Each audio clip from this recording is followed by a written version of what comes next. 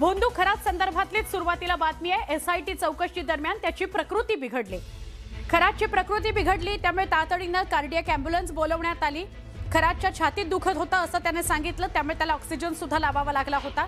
दरम्यान खरातला डोकेदुखी, मळमळ आणि उलटीचा त्रास होत असल्याची माहिती मिळते आहे।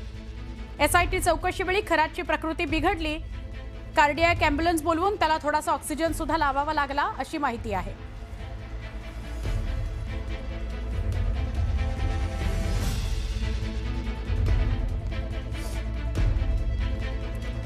या भोंदू अशोक खरात प्रकरणासंदर्भातलीच एक मोठी बातमी आहे।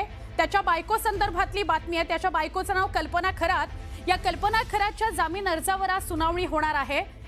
ती ज्या दिवशी गुन्हा दाखल झालाय तेव्हापासून फरारच आहे आणि ती फरार असलेली कल्पना खरात हिच्या जामीन अर्जावर सुनावणी होणार आहे। सावकारी प्रकरणामध्ये दाखल गुन्ह्यात कल्पना खरात आरोपी आहे। ती 1 एप्रिल पासून फरारच आहे। यापूर्वी 10 आणि 16 एप्रिलच्या सुनावण्यांमध्ये निर्णय होऊ शकला नव्हता। आज मात्र वकील आणि सरकारी पक्षाच्या युक्तिवादानंतर न्यायालय काय निर्णय देतं हे बघणं महत्त्वाचं ठरणार आहे।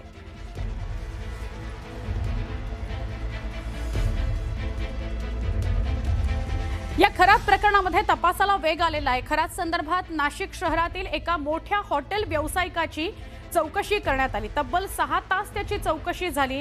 हा हॉटेल व्यावसायिक आणि खरात यांचे हितसंबंध होते का, आर्थिक संबंध होते का, त्यांच्यात जमीन व्यवहार झाले होते का, आणि जर जे झाले असतील तर ते कायदेशीर होते का बेकायदेशीर, अशा वेगवेगळ्या अनुषंगाने चौकशी झाली।